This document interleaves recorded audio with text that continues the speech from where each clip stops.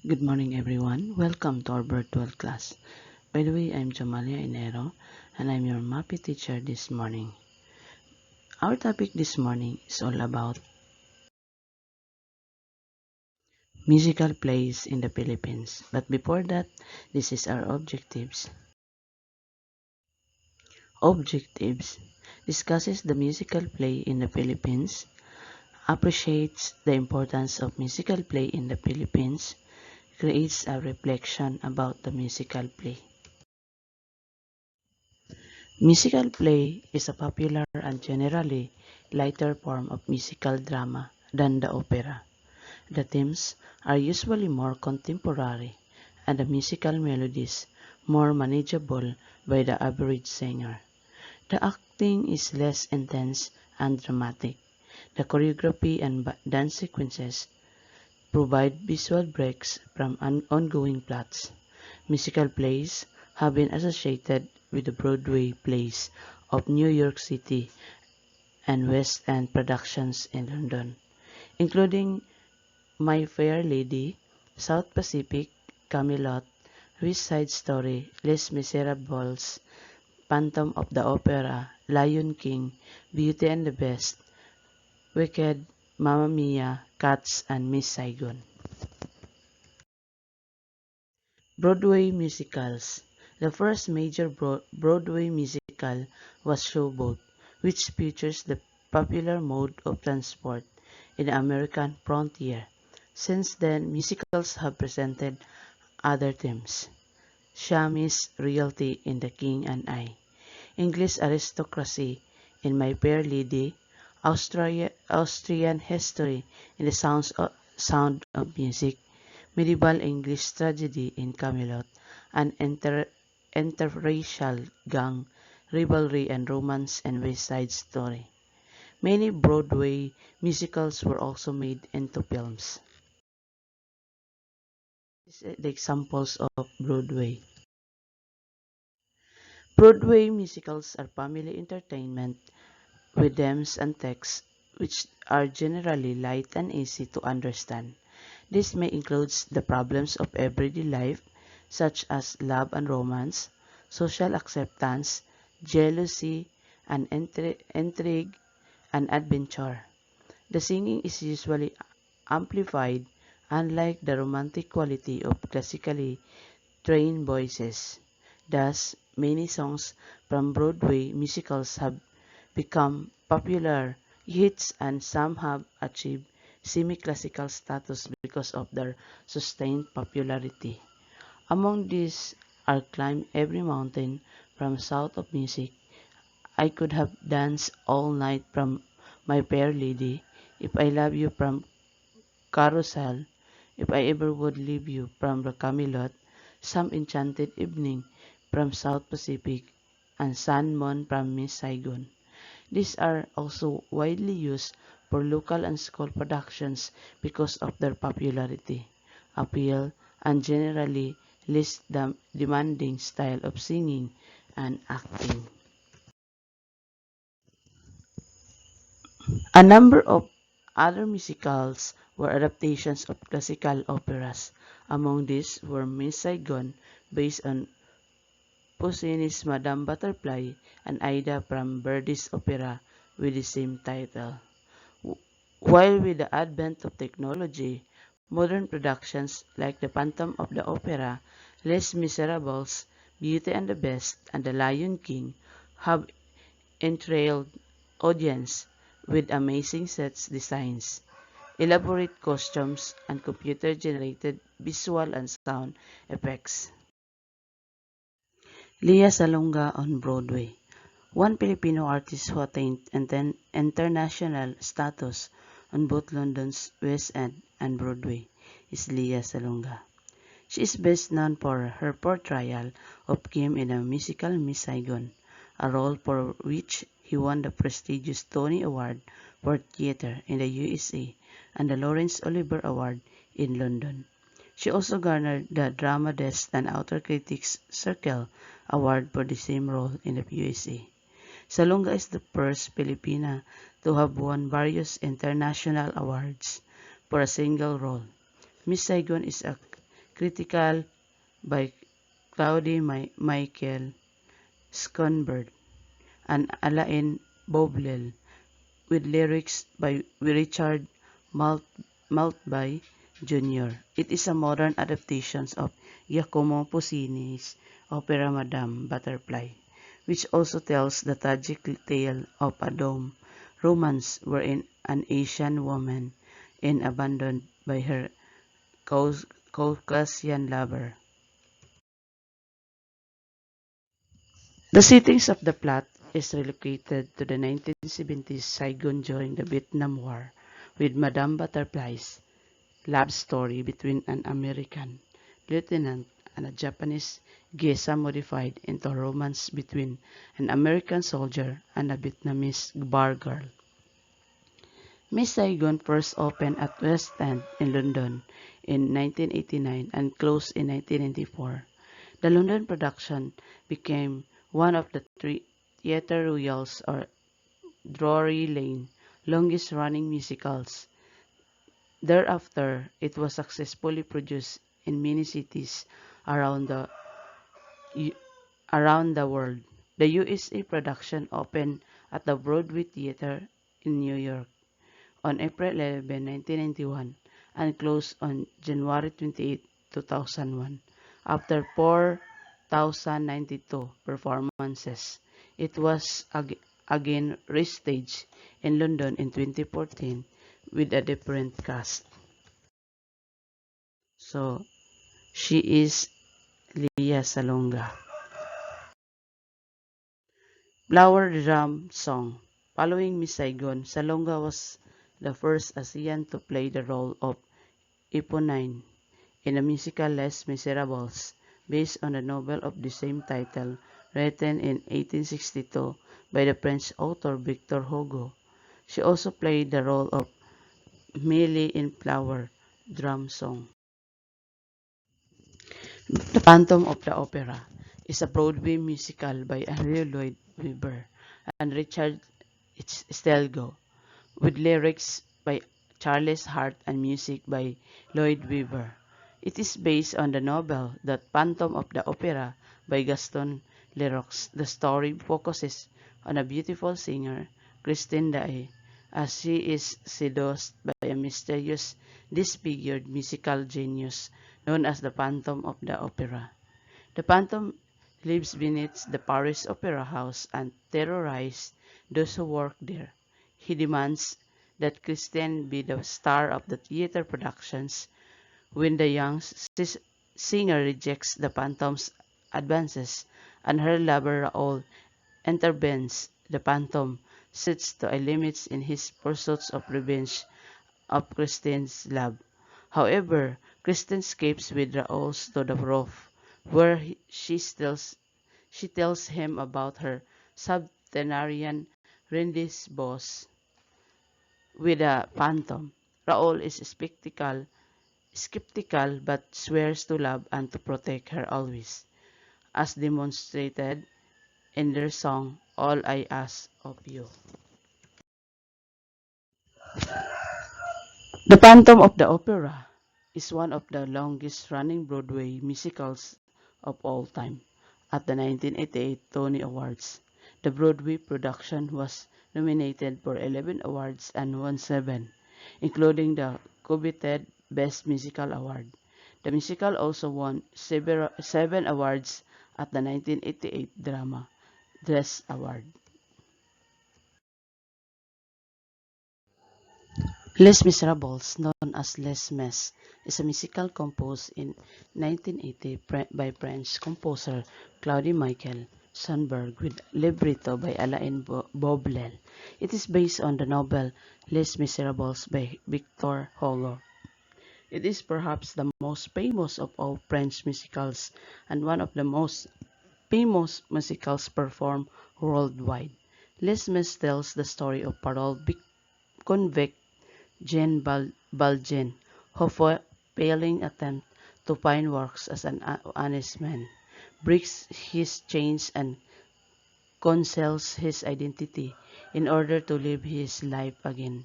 Other characters in the musical include the police inspector Joubert, who becomes obsessed with finding Valjean, Pantin, and the single mother of Cosette, who is forced to become a prostitute to support her daughter. Marius, a French student who falls in love with Valjean's adopted daughter. Cosette Eponine, the young daughter of the Thénardiers, who falls in love with Marius, the Thénardiers, who own an inn, and Enjolras and other students who are working toward freeing the oppressed lower class of France. A musical opened in September 1980 at the Palais des Sports in Paris. The first English production produced by Mackintosh and directed by Preborn opened on October 8, 1985 at the Barbican Arts Centre in London. The Broadway production opened on March 12, 1987 and was nominated for 12 Tony Awards, winning 8 including Best Musical and Best Original Score, and ran until 2003. On October 8, 2006, the show celebrated its 21st anniversary and became the longest-running Best End musical in history, and is still running, though it has changed venues. Its Tony Award-winning score includes the songs I Dream, a Dream, Do You Hear the People Sing, One Day More, Empty Chairs of Empty Tables, Masters of the House, and On My Own. Atang Dulang May Musika. Atang Dulang May Musika is a musical based on the life of the first superstar of the Philippines, Atang de la Rama. It starred Ayenmo G. Laurel, Charmaine Centenera Buen Camino, Francis Maquil Ignacio, Kalila Aguilos, Teroy Guzman, Greg De Leon, Mitoy Santa Ana, Ricky Ibe, Bernard Peñalosa, Bituin Escalante, and the Dulaang Up in Symbol. Biography of Atang de la Rama was more popularly known as Atang de la Rama. She was a singer, vaudeville performer, and the first Filipina film actress. She was born in Tondo, Manila on January 11, 1902 and died on July 11, 1991. By the age of 7, she was already performing in a number of Spanish zarzuelas, including Mascota, Sueño de un Vals, and Marina. Later, at the age of 15, she became popular with the song Nabasag ang Banga in the Filipino zarzuela Dalagang Bukid. During the American occupation, Atang almost single-handedly tried to promote the kundiman, love song or art song, and the Filipino zarzuela. The themes centered on the Filipino values and lifestyles. Her efforts paid off as the success of original Filipino zarzuelas such as Dalagang Bukid became quite well known. She produced the plays Anak ni Iba and Bulaklak ng Kabundukan that earned her the label as Queen of the Kundiman and Zarzuela in 1979. Her further stunts of major theaters in Manila, including Teatro Libertad and Teatro Rosella, became opportunities for her to propagate the Kundiman and Zarzuela. Other makeshift venues were the cockpits and open plazas around the country. Her audience ranged from the tribal communities of the Igorots, Itas, and the Mangyans to the foreign spectators in Hawaii, San Francisco, Los Angeles, New York, Tokyo, Shanghai, and Hong Kong in 1987. She was proclaimed National Artist for Theater and Music for her dedications and propagation of original Filipino theater and music. She was married to National Artist for Literature Amado B. Hernandez. The musical play Atang, written by Floy Kentos, directed by Alexander Cortez, and with music by Bon de Guzman, was shown at the Guerrero Theater Palma Hall in UP Diliman in 2008 as part of the Zarzuela Festival organized by the UP College of Art and Letters. Playing the titled role were Ian Monji Laurel, Charmaine Centerera, Buin Camino, Francis Maquil Ignacio, and Ana Migalos, supported by Between Escalante as the Cathy de la Cruz, Teroy Guzman as the Kaamado Atang husband, and Francis Maquil as the old Atang. The songs rendered by Miss Laurel Atang included notable Kundiman favorites na Saan Ka Irog, Pakiusap, Madaling Araw, Nabasag ang Banga, From the Sarsuela Dalanging Bukid, and Masayang Dalaga, From the Sarsuela ang Kire. Charmaine Centinera Buicamino, alternating as Atang. She also sang duets with her husband, Kaamado, such as Kitang Dalawa and Pilipinas Kong Mahal. But what elicited enthusiastic audience response were the duets with Cathy de la Cruz, Magkano ang Bibingka Mo, and Mamangusting. The play also features the two men in Atang's life, General Artemio Ricarte and her husband, National Artist for Literature, Amado Hernandez.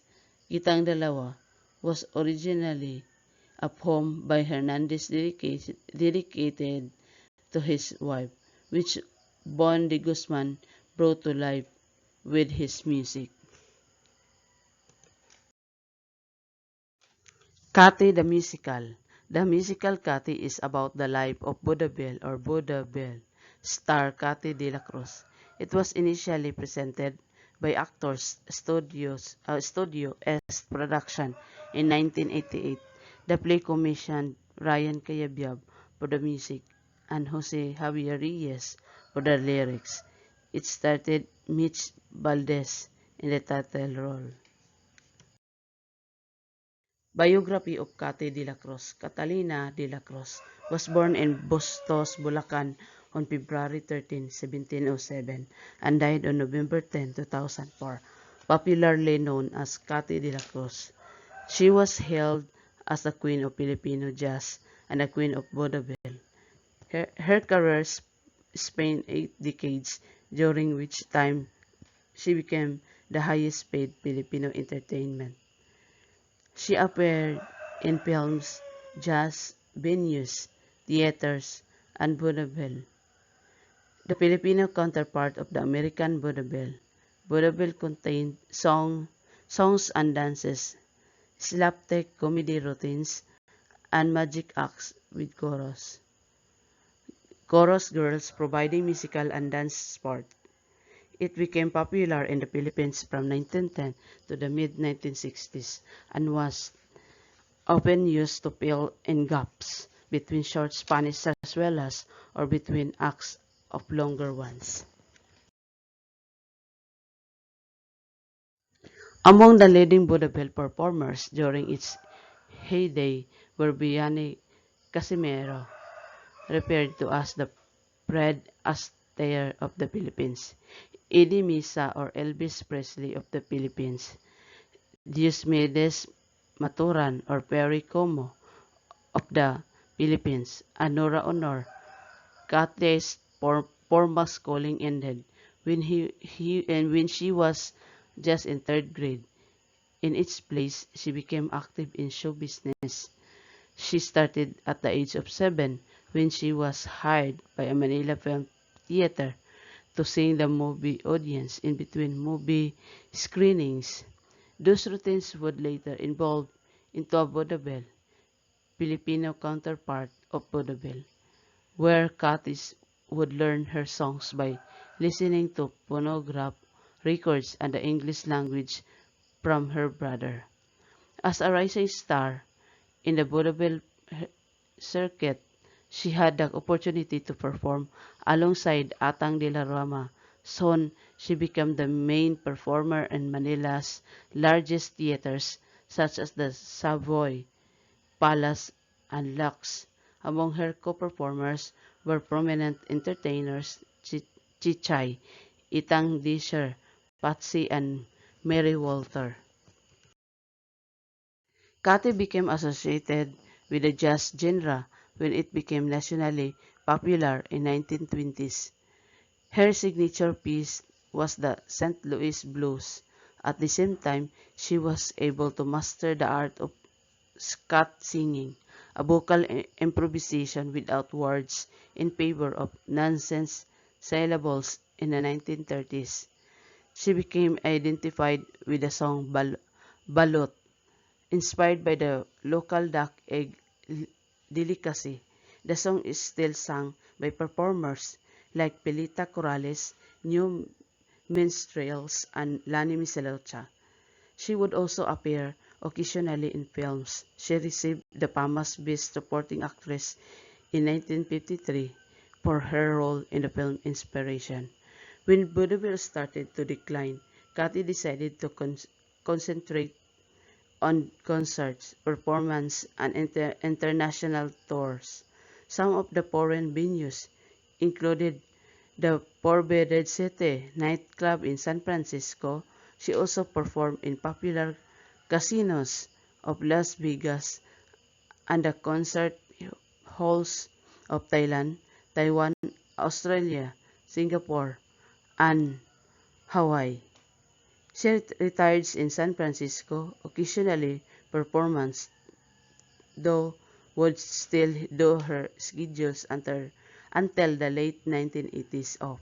Her four children too followed her career path, the eldest Angie being the more active, paired with Nikki Rose to form the Window. This was a popular vaudeville tandem in the 50s. Her other child in show business was Veronica. Retiring from active lives in the 1990s, Cathy died at the age of 97.